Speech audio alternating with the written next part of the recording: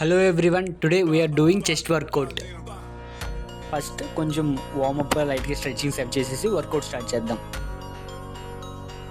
First incline bench ప్రెస్తో start చేద్దాం.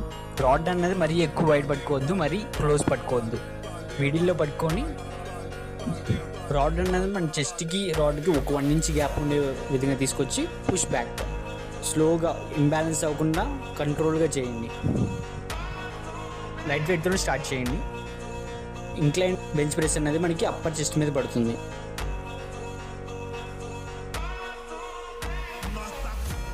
Next flat bench press.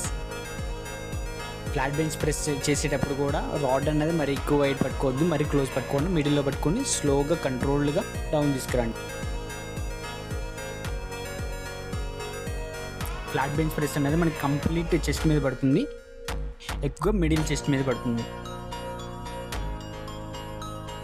Next incline dumbbell press.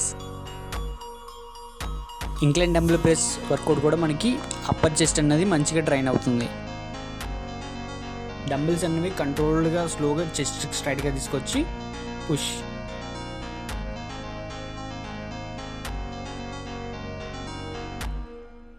Next low to high cable fly. This is the one of the best workout for upper chest.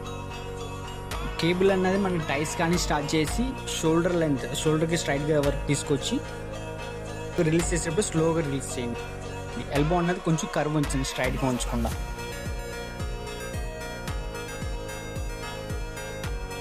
Last but not the least, next pec flies.